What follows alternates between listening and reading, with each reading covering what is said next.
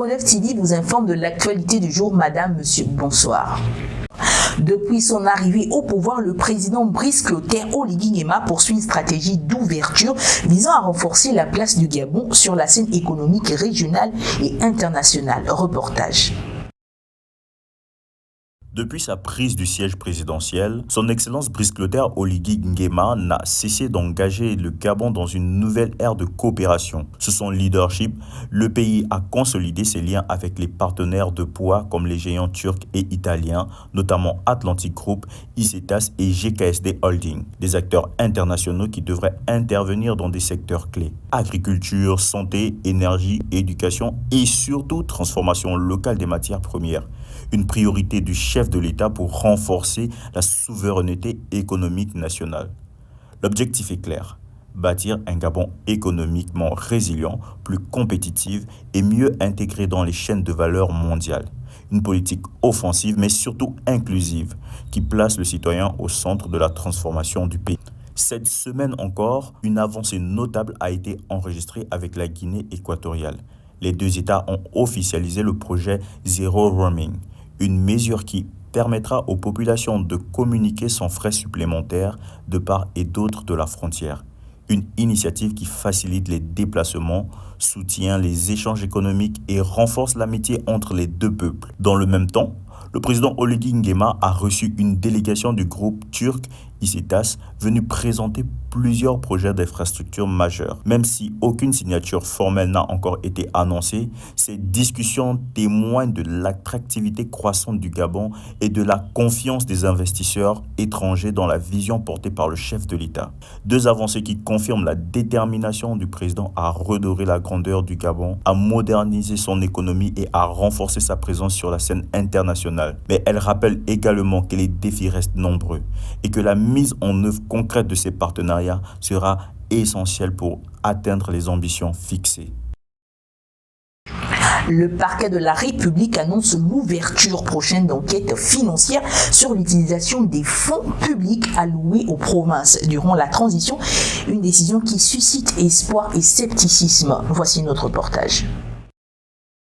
Le procureur de la République, Bruno Obianvé, a annoncé l'ouverture d'enquêtes visant les administrations publiques et les fonds distribués dans les 9 provinces durant la période de transition. Au total, 63 milliards de francs CFA avaient été débloqués en 2024 pour financer des projets à impact direct sur les populations. Si certains saluent une démarche nécessaire de transparence, d'autres doutent de la capacité de la justice à aller jusqu'au bout. Cette initiative pourrait pourtant marquer un tournant dans la reddition des comptes, plus d'1 an après le lancement de ces programmes censés transformer les territoires. Le parquet veut désormais vérifier comment ces montants ont été utilisés, quels projets ont réellement été financés et quels résultats ont été obtenus. En cas d'irrégularité, des poursuites judiciaires ne sont pas exclues dans la continuité des efforts de moralisation engagés depuis le 30 août 2023.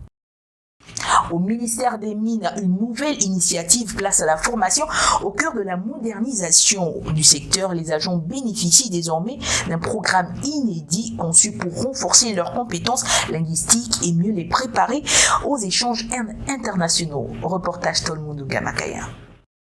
Le ministère des Mines franchit une nouvelle étape dans la professionnalisation de son personnel. En partenariat avec l'ONG Group Mid Commonwealth, un programme spécialisé d'anglais technique a été lancé pour permettre aux agents d'évoluer avec aisance dans un environnement minier de plus en plus tourné vers l'international. Un secteur où les discussions avec investisseurs et partenaires étrangers sont constantes, maîtriser les termes techniques des industries extractives devient un atout majeur.